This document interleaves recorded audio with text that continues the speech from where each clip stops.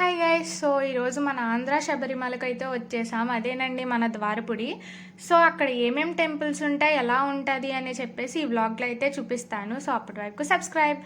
So స్టార్టింగే మనకి అర్ధనారీశ్వరులు అయితే దర్శనం అయితే ఇస్తారనమాట.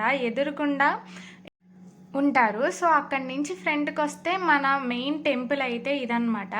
ఇక్కడ ఏంటంటే అక్కడ కనిపిస్తున్న పులి నోట్లో కనకదుర్గమ్మ వారు ఉంటారు. అండ్ అలాగే ఇక్కడ అయ్యప్ప స్వామి, వినాయకుడిది స్టాచ్యూ, అండ్ అలాగే రైట్ సైడ్లో మనకి సుబ్రహ్మణ్యేశ్వర స్వామి స్టాచ్యూ కూడా చూడొచ్చు. అండ్ అలాగే చాలామంది శబరిమల వెళ్ళలేని అయ్యప్ప స్వామి భక్తులు ఇక్కడికి వచ్చి శబరిమల మాల అయితే తీస్తారంట.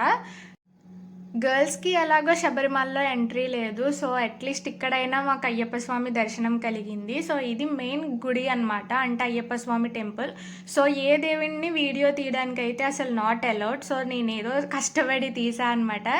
సో ఇది బయటకు వస్తే మనకి అయ్యప్ప స్వామి గుడి రైట్ సైడ్ నుంచి మనకి దారి అయితే కనిపిస్తుంది.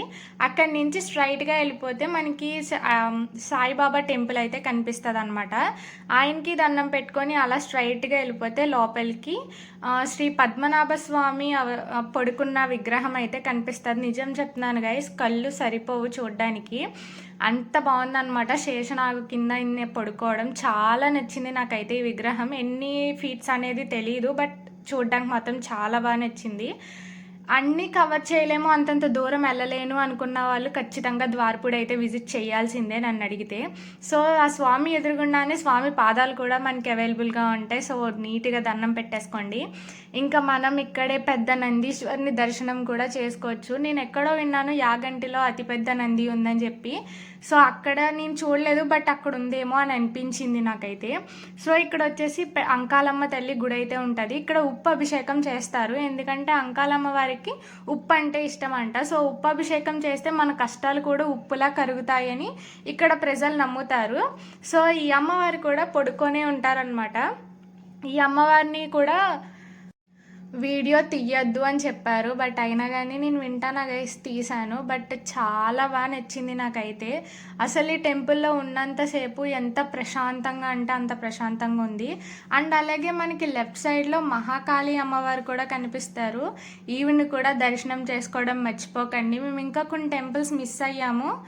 సో ఇక్కడ మెయిన్ హైలైట్ వచ్చేసి ఈ 4 స్టేర్స్ శివలింగం అనమాట. సో మనకి ఇక్కడ ఏంటంటే 4 స్టేర్స్లో ఫస్ట్ స్టేర్లో అండ్ అలాగే లాస్ట్ స్టేర్లో టికెట్స్ తీసుకుంటారు. అండ్ అలాగే పంతులు గారులు కూడా ఉంటారనమాట. సో టికెట్ ఫ్యామిలీకి 10 రూపీస్, ఒక ఫ్యామిలీ ఒక టికెట్ తీసుకొని వెళ్ళొచ్చు. సో ఫస్ట్ స్టేర్లో శివలింగానికి మేము టికెట్ తీసుకొని అభిషేకం అయితే చేయనివ్వలేదు, జస్ట్ అక్కడ ఉన్న నీళ్ళు మాత్రం హెడ్ మీద వేసుకోమని చెప్పారు. సో అక్కడి నుంచి సెకండ్ స్టేర్కి వెళ్ళిన తర్వాత ఇంకొక శివలింగం ఉంటుందన్నమాట. మనకి శివలింగం ఫస్ట్ దర్శనం అయిపోయిన వెంటనే మనకు రైట్ సైడ్లోనే స్టెప్స్ ఉంటాయి, అవి తీసుకొని పైకి వెళ్ళిపోతే సెకండ్ శివలింగం దర్శనం అయితే అవుతుంది. సో సెకండ్ స్టేర్లో మాత్రం వ్యూ చాలా బాగుంది గైస్. ఇక్కడ కృష్ణుడి టెంపుల్ అండ్ అలాగే వెంకటేశ్వర స్వామి టెంపుల్ అన్నీ ఉన్నాయి, బట్ మేము మిస్ అయిపోయాం, టైం కుదరక వెళ్ళలేదన్నమాట. అండ్ అలాగే సెకండ్ శివలింగం ఎదురుగుండా ఈ నందీశ్వరుడు, పెద్ద నందీశ్వరుడు అని చెప్పాను కదా, ఆయన అయితే ఉన్నారు. సో ఇది వచ్చేసి సెకండ్ శివలింగం అనమాట. ప్రతి శివలింగానికి అదొక ఫీల్ వచ్చింది గైస్. అండ్ అలాగే ఇక్కడ సెకండ్ స్టేర్లో మనకి సహస్రలింగం అని కూడా ఉంటుంది, అంటే 1,000,000 లింగాలు ఒకే లింగంలో ఉంటాయంట. సో దాని రైట్ సైడే మళ్ళీ మనం థర్డ్ స్టేర్కి అయితే వెళ్ళొచ్చు. సో థర్డ్ స్టేర్లో వచ్చేసి ఈ శివలింగం అయితే ఉంటుంది. ఇక్కడ కూడా పంతులు ఎవరు ఉండరు, only first and last 4th స్టేర్లో మాత్రమే పంతులు అయితే ఉంటారనమాట.